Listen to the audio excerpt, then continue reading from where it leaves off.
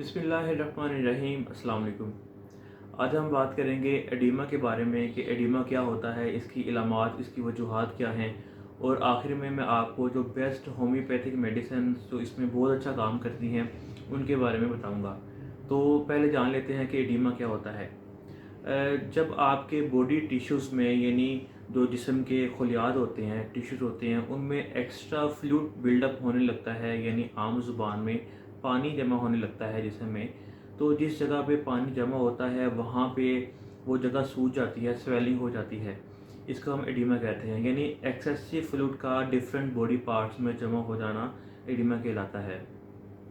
और ये ज़्यादातर आपके पाँव में, टखनों में, टांगों में, फेस पर, आपके पेट पर सूजन हो सकती है।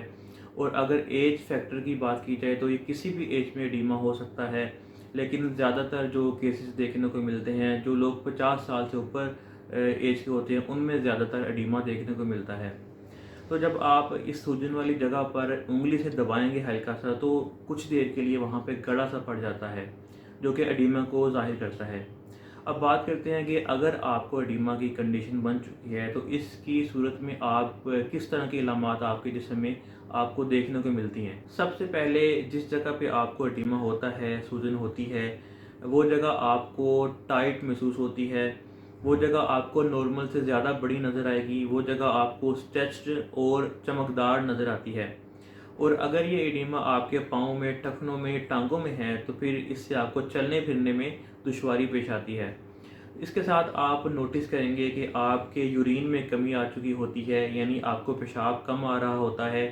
फिर बाज़ औक़ात आपको खांसी भी आती है, आपकी सांस लेने में आपको दुश्वारी पेश आती है। आपकी हार्ट बीट यानी दिल की धड़कन ये इरेगुलर हो जाती है। ऐसा तब होता है कि बाज़ औक़ात ये फ्लूइड जो है, ये जो पानी है, ये आपके लंग्स में जमा होना शुरू हो जाता है, जिसकी वजह से ये सारी इलामात ज़ाहिर होती हैं। तो इसको टाइम से डायग्नोज करना बहुत ज़्यादा ज़रूरी होता है, क्योंकि अगर ये कंडीशन ख़राब हो जाए तो ये किसी भी तरह की ख़तरनाक हालत इख्तियार कर सकती है। अब बात करते हैं इसकी वजूहात की कि किन किन वजूहात की बिना पर एडिमा हो सकता है। अगर इसमें कॉमन कॉजेज़ की बात की जाए तो अगर आपका काम बैठने वाला है, आप सारा दिन बैठे रहते हैं, तो इससे भी जो एक्स्ट्रा फ्लूइड है, जो पानी है, ये आपके पाँव में, टखनों में, टांगों में जमा होना शुरू हो जाता है। इसके अलावा जो लोग एक्सेस यूज़ ऑफ साल्ट करते हैं, यानी नमक का ज़्यादा इस्तेमाल करते हैं, उनमें भी एडिमा हो जाता है। या प्रेगनेंसी में फ़ीमेल्स में अक्सर औक़ात देखा गया है कि उनको भी एडिमा की कंडीशन बन जाती है। इसके अलावा जो लोग हाई ब्लड प्रेशर के लिए एलोपैथिक मेडिसिन का इस्तेमाल करते हैं, या non steroids anti inflammatory medicine का इस्तेमाल करते हैं, या स्टीरॉयड्स का इस्तेमाल करते हैं, या डायबिटीज़ के लिए एलोपैथिक मेडिसिन का इस्तेमाल लंबे अरसे तक करते हैं, या इसके अलावा जो लोग पेन किलर्स यानी पेन रिलीफ के लिए जो मेडिसिन लेते हैं एलोपैथिक, अगर इनका इस्तेमाल आप लंबे अरसे तक करते हैं तो इससे भी डेफिनेटली आपके ये गुर्दों पे, आपके दिल पे, आपके मैदे पे इनका बहुत बुरा इफ़ेक्ट होता है, जिसकी वजह से आपको एडिमा हो जाता है। फिर इसके अलावा कुछ मेडिकल कंडीशंस होती हैं जिनकी वजह से एडिमा हो जाता है, जिनमें सबसे पहले कंजस्टिव हार्ट फेलियर है, यानी इसमें जो आपका दिल है ये ब्लड को पंप नहीं कर पाता, जिसकी वजह से जो ब्लड है ये वापस आपकी टांगों की तरफ, पाँव की तरफ चला जाता है, जिसकी वजह से एडिमा यानी सूजन हो जाती है। इसके अलावा अगर आपको जिगर की कोई बीमारी है, या जिगर ठीक तरह से काम नहीं कर रहा, जिगर के फंक्शंस ख़राब हैं, तब भी आपको एडिमा हो जाता है। या अगर आपके गुर्दे जो हैं ये ठीक तरह से काम नहीं कर रहे, ये प्रॉपरली वेस्ट मटेरियल्स को पेशाब के ज़रिए से बाहर नहीं निकाल रहे, तो फिर क्या होता है कि ये जो वेस्ट मटेरियल्स हैं ये गुर्दे ना काम करने की वजह से, गुर्दों की प्रॉपर वर्किंग ना होने की वजह से ये आपके जिस्म में जमा होना शुरू हो जाते हैं और आपको एडिमा हो जाता है। इसके अलावा अगर आपकी ब्लड वेसल्स में किसी तरह का ब्लड क्लॉट बन जाए, यानी खून जम जाए, तब भी एडिमा हो जाता है।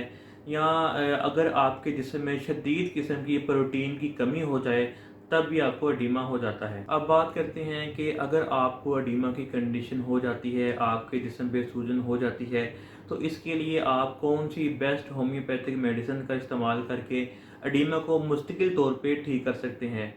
अब इसमें जो मोस्ट कॉमन मेडिसिन जिनका एडिमा में बहुत ज़्यादा यूज़ किया जाता है, उनमें रूटा है, आर्निका है, बेलाडोना है, लेडमपाल है, एपोसाइनम है।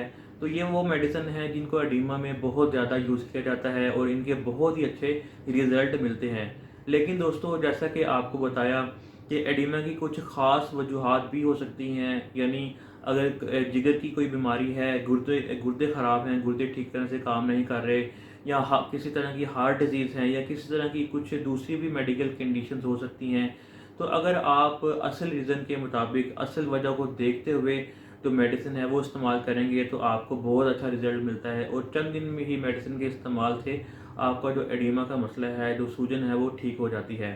तो इसलिए बेहतर है कि आप किसी भी अच्छे होम्योपैथिक डॉक्टर को अपना मुकम्मल मेडिकल चेकअप करवा कर जो असल रीज़न के मुताबिक मेडिसिन है वो इस्तेमाल करें।